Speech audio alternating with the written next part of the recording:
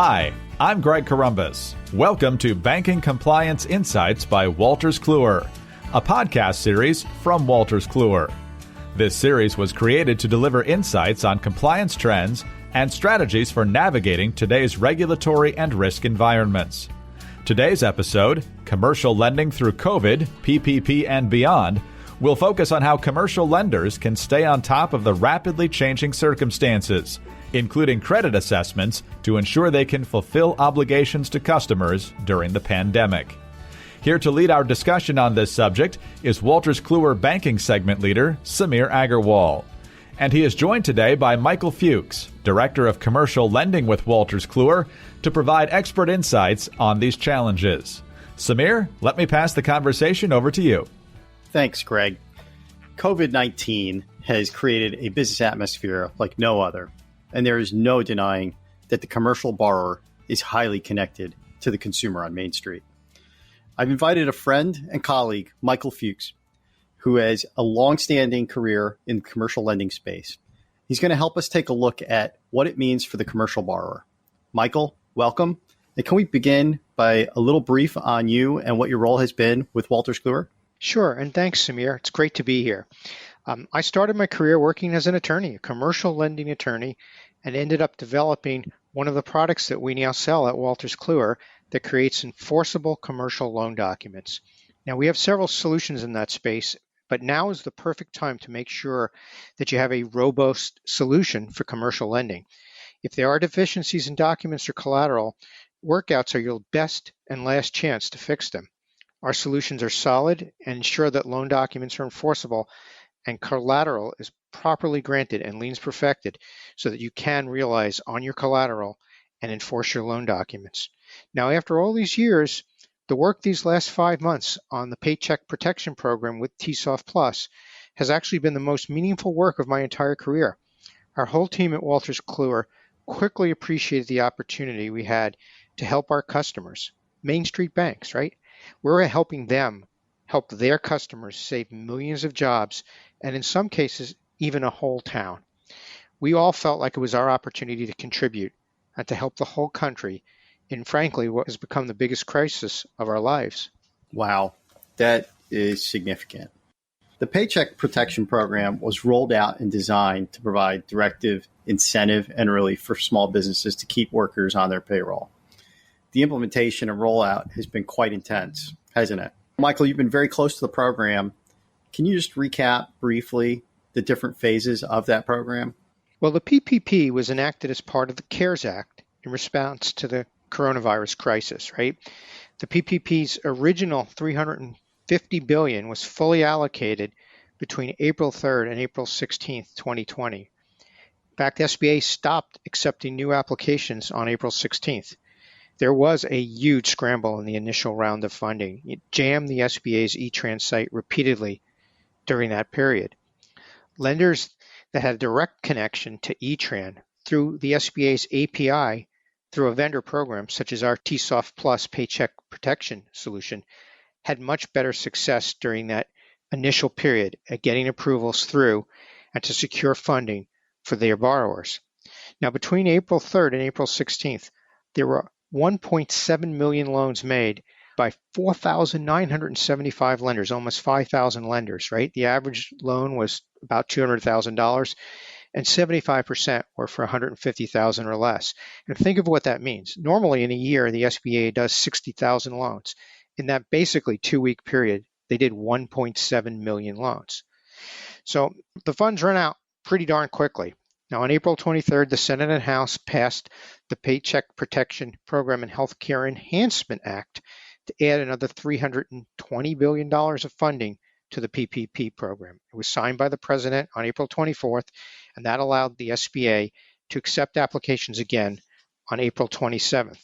Now, there was a bit of a rush to start the second phase of funding as well on April 22nd, but it slowed down considerably after a week or so.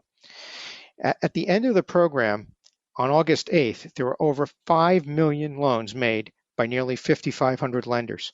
The average loan amount was just under $101,000, and 85% of those were $150,000 or less. During the middle of this period, on July 3rd, the Congress had enacted an extension bill that extended the original date of June 30th out to August 8th. As of August 8th, $525 billion had been allocated to PPP loans. So after the initial frenzy, it became clear that it could be harder to fully use the Paycheck Protection loan proceeds on forgivable purposes, and businesses could only qualify for one such loan. So in the end, demand tailed off, and there were still funds available at the end of the program. As I follow exactly what you just described, it sounds like every 2 to 4 weeks, the SBA was making a change since April until now. That's a lot of change. And that's one thing that's definitely been consistent in this whole process is change. For giving a PPP loan, certain criteria needs to be met. What kind of guidance or what kind of changes in guidance for how forgiveness works can you share with us now? So first of all, let me go back to another change in the law, right? The Paycheck Protection Program Flexibility Act of 2020 amended the Paycheck Protection Program, right? The House actually voted 417 to 1 on May 28th, and the Senate passed it by unanimous voice vote on June 3rd. The president signed it into law on the 5th. The bill changed a number of provisions related to forgiveness. Basically, there was a lot of outcry in the industry, in the media, about numerous aspects in the program. A new regulation, or so-called IFR, was published to implement the changes. So loan forgiveness was expanded from 8 weeks of eligible costs to 24 weeks or December 31st, 2020, whichever came first. So that allowed borrowers, or made it easier for some borrowers, to be able to pay employees and use the proceeds as intended for payroll purposes. At least 60% of the loan forgiveness amount must now be used for payroll costs rather than the original 75%, which was a rather high hurdle for some borrowers. The safe harbor provisions that loan forgiveness will not decrease if the business rehires employees and restores wages that have been reduced was extended from June 30th to December 31st. Loan forgiveness will not decrease if the business was unable to rehire its employees that it had on February 15th and is unable to hire similarly qualified employees by December 31st. So these rules about the safe harbor were substantially relaxed, making it easier for borrowers to be able to meet the safe harbors, given that the crisis has lasted quite a bit longer than was originally contemplated when the PPP program was first rolled out. Now, loan forgiveness will not decrease if the business is unable to return to its previous level of business activity due to compliance with requirements or guidance from the Department of Health and Human Services, the CDC, the Occupational Safety and Hazard Administration, and or some state agencies between March 1 and December 31st. If the business is not able to open up because it's directly related to the crisis, again, the rules are relaxed, so the business will not have its forgiveness declined if it couldn't open up because of requirements of these different agencies and law. And that's regardless of whether they worked in the health industry or not, correct? Yes, it's regardless. It depends. Some industries are affected more than other industries, and it depends where they're located, right? In certain areas, restaurants have still not opened, and in other areas, they've been able to open up. I also want to note that the deferral of principal and interest payments was extended to the date that loan forgiveness is remitted to the lender, or if the borrower for some reason doesn't apply for loan forgiveness, 10 months after the end of the covered period, which now can go up to 24 weeks. So what are lenders doing to support borrowers through this process? Well, Samir, the SBA released guidance in piecemeal in several different ways related to forgiveness. Now, first, SBA released its initial forgiveness application in late May, and then a few weeks later modified it and released an easy version 2 after lots of public criticism about the complexity. Then SBA weeks later released its procedural notice and FAQs about the process. So lenders have been working with borrowers to obtain the application and supporting documents for months. The rules require a lender to reach a decision within 60 days of a completed application, but completed is not defined anywhere.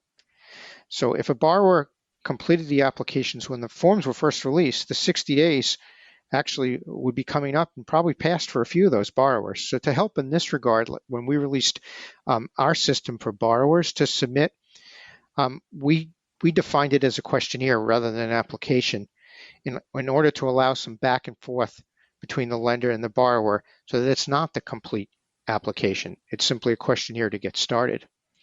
Lenders can now submit decisions to SBA since the procedural notice was released directly on SBA's new forgiveness portal or through a vendor like Wolters Kluwer through the TSoft Plus PPP forgiveness module, which connects to the SBA's new API for forgiveness related to the new forgiveness portal. So it sounds really smart and really protective to call it a questionnaire, to give flexibility and choice to both borrowers and to lenders. What I'm curious about is how does it relate to the action that's behind it? What are lenders really responsible for? And are they underwriting because the loan is on their books until it's approved? Or is this ultimately going to be underwritten and checked with the SBA? Sure, Samir. Underwriting is sort of a strange word to use in this context, but in a sense, they are underwriting. The lenders need to submit a decision, and that's what's required. They need to submit a decision as well as a signed forgiveness application and any supporting documents the lender chooses to submit. Now, the lender has to submit the forgiveness application. They may choose to submit some of the backup documents right away too, because SBA may ask for additional documents, but that's in the lender's control. The lenders do need to notify the borrower of its decision within 5 days of submitting its decision through the API or on the portal. The decision can be approved in full, approved in part, or denied without prejudice. Now, when approved in part, the lender does have to send its own calculations showing how it differs from the borrower's application. Michael, what is denied without prejudice? Well, denied without prejudice, that's a tad unusual, but basically SBA's define that as the decision that the lender needs to send to SBA after the SBA informs the lender that the SBA will be conducting a loan review. Basically, the SBA has decided to do the underwriting or the determination about whether forgiveness is appropriate and how much for that particular borrower, and lender sends a decision either through the API or on the portal, and the decision state is denied without prejudice. If the lender denies the forgiveness in full, the borrower will have 30 days to appeal to SBA. Now, after the lender submits the decision, regardless of what the decision is, the request will be managed in a queue established by SBA, and the SBA has 90 days to make its decision and pay the forgiveness amount. Each loan is going to pass through an AI tool to identify which loans will receive a more in-depth review, but our understanding is all loans will receive at least some level of manual review by SBA personnel. When this program started, it sounded and felt like forgiveness was going to almost be an immediate thing. 90 days is a pretty long time. That's a quarter. So you were waiting for borrowers to spend the money, which can be any time between the moment that they've received it to end of year, and then making sure that they've spent it on the right criteria, and then they can submit their application for forgiveness. After that takes place, then they're going to be waiting for a decision, which could be up to 3 months. And all this time, the banks have to keep it on their books. Is that right? That is right. And frankly, Samir, we don't know how long it will take, right? It's going to depend on the volume and the resource availability at SBA. Now, we know they've hired new staff for this process. Also, because there's new staff that aren't familiar with any SBA programs. So we suspect that early submission will likely receive more scrutiny as SBA and the new staff get up to speed. So what about this AI type of technology that the government is employing for quality control and underwriting? Is that significant? Have they published what they're looking at in terms of that, and what kind of speed uplift will take place or expected from having automation in place? They haven't provided any details on exactly how that will work and how it affects the speed. We certainly expect that would help it be much faster than it otherwise would be. But as this rolls out, we're going to all learn together how long it's going to take. We're definitely not expecting immediate turn times like an E-Tran approval where you submit it and seconds later you get an approval. Probably days, maybe even weeks as the process evolves and how the volumes stabilize. Now, the forgiveness amount is going to be paid by ACH transfer from Treasury in the amount determined by the SBA. Once the forgiveness amount is paid, the remaining balance will start amortizing in accordance with the program rules and the promissory note terms, which can vary based on the date that the loan was made. And from that point on, the lender will need to service this loan like any other SBA loan on its books, or if it doesn't have any on its books, it'll still have to comply with the SBA rules for servicing loans. Quick question about that scenario. Ultimately, even though the loans were made with a 1% interest rate, what we're really saying is if any part of the loan is forgiven, then that amortization and interest rate starts only after that forgiveness is paid. Yeah, for the portion that's not forgiven, the remaining balance along with interest at the rate in the promissory note will have to be repaid over the term of the note, which could be 2 or even potentially 5 years, again, depending on when the loan was made. Makes a lot of sense. What are the best practices that you have for lenders going through the forgiveness phase? First of all, develop and document a consistent process to use for all your borrowers. Treat them all the same. And make sure you fully understand the workflow for the process. If possible, we recommend using an online tool to fit into the workflow for borrowers to fill out their applications. Several vendors, including Wolters Kluwer, have brought borrower-facing solutions for forgiveness applications to the market. Now, our solution is called TSOF Plus PPP Forgiveness Module. Borrowers should have all the information required to fill out the application and to perform the necessary calculations. These tools should make it easier for the borrower to upload the required supporting documentation. We're very careful with our solution to make it easy for the borrower to upload the required supporting documentation. We walk them through it. For each type of documentation required, depending on how they use the money, we have a specific uploader for them to upload those specific documents. It's a complicated process, but a good solution can make it much easier for a borrower. Now, SBA rules do require lenders to perform a good faith review of the loan forgiveness application and borrower's certifications, the borrower's calculations, and the supporting documents. So as a lender, you're going to have to review these documents. If you identify an error in the borrower's calculation or a failure of the borrower to provide substantiation in the supporting documents, then you need to work with the borrower to remedy the issue. And it says that specifically in the procedural notice. That's a lot for a lender to be responsible for. So those lenders that have had 4,000 plus loans or even 2,000 plus loans, there's a lot of work that they're on the hook for, right? Absolutely. Now, they can rely on the certifications of the borrower, but because the requirements are for a good faith review, the lenders are going to need to review each of these applications and supporting documents and make sure on their face things add up and conform to the program. That makes a lot of sense, Michael. Any other items that you'd like to add as best practices for lenders? Yeah, I would definitely recommend starting with a small group of borrowers. Test out your process prior to moving into full production mode, maybe a week or 2 weeks later, right? In fact, the SBA asked that lenders use a methodical approach to processing submissions slowly and steadily. This will allow SBA's processing capacity to be better managed as users engage this new system. Now, it's both related to the system as well as the SBA review process. Now, we don't expect the kind of issues we saw with E-Tran, both because it's a new system and we don't expect everybody to be submitting applications at the same time. But nevertheless, SBA would like to and guides lenders to process these methodically and steadily. Now, there may still be some legislative changes coming in the next few weeks related to smaller PPP loans. So watch that closely as the process could change.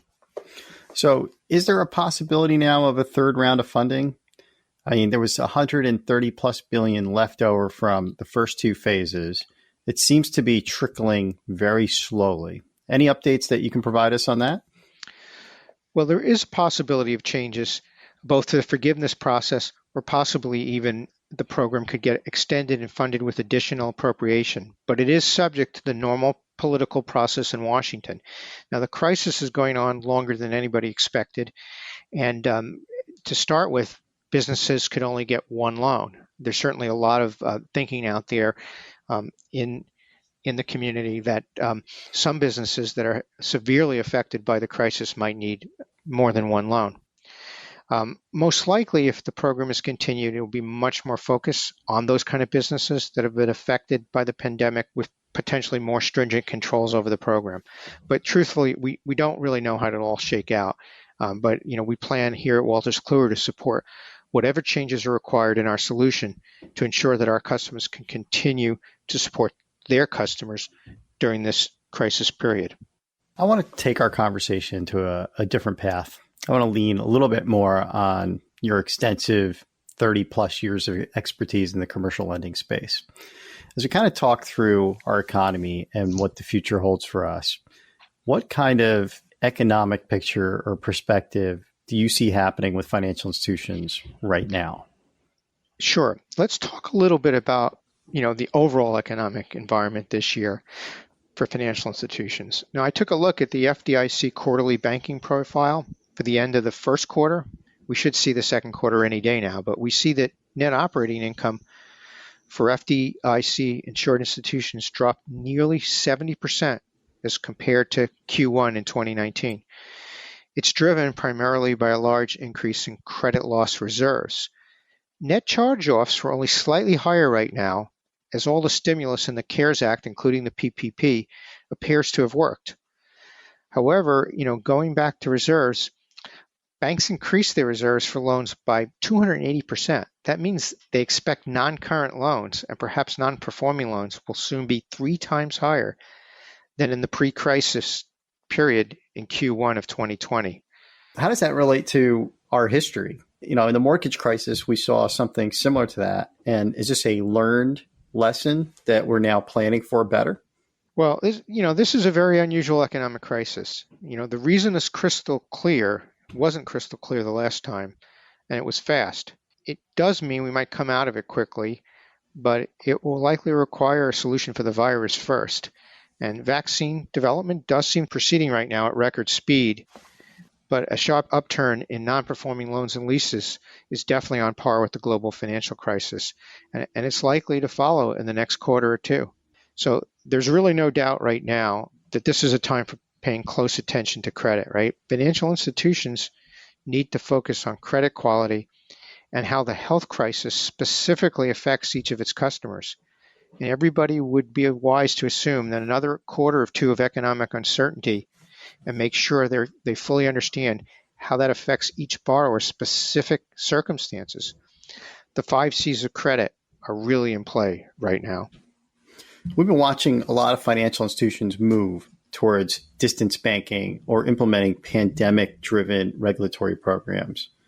What does that state about the future? What have you seen with customers or with trends in the market? Well, let's look at technology trends first, right? The pandemic has disrupted, a lot of IT plans and projects, right, of all sorts of financial institutions.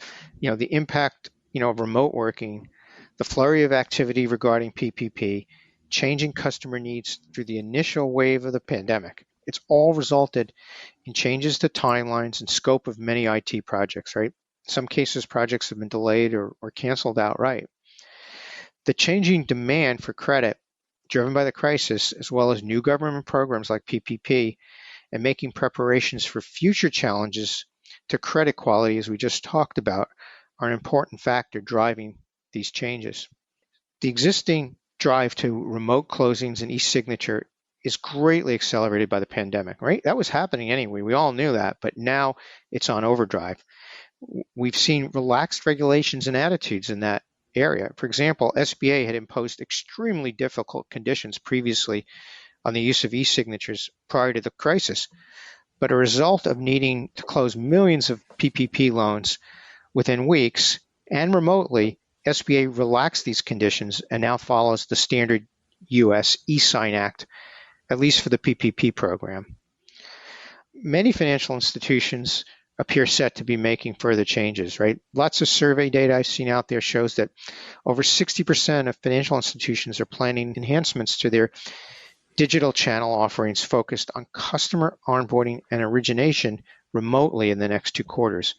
It's basically a requirement to operating effectively during a time of social distancing, basically during a pandemic. It was going to happen anyway because the world has moved to online, but the pandemic has certainly accelerated that. Bankers and customers are remote now. So better online capability combined with more products with e-sign capability are just what's needed right now for effective remote operation. And it fits nicely into where the industry was heading long-term anyway. I know for consumers and being a consumer that the digital movement was pretty prevalent. You see it everywhere you go. Every country, every place that there are financial transactions for the consumer, they're going electronic. Heck, I barely use cash today. What I'm curious about is when it comes to commercial lending, do you see the same trend taking place? I do. And I think if you think about it, millennials are coming of age and starting to run and control businesses all over the place. In addition, think about it. Everyone is used to great solutions that they use online for their personal lives. Well, they want the same thing for their business lives. And they want to be able to apply for credit just like they can apply for a credit card right now online. They want it to be quick and easy. And the pandemic has simply accelerated what was happening anyway.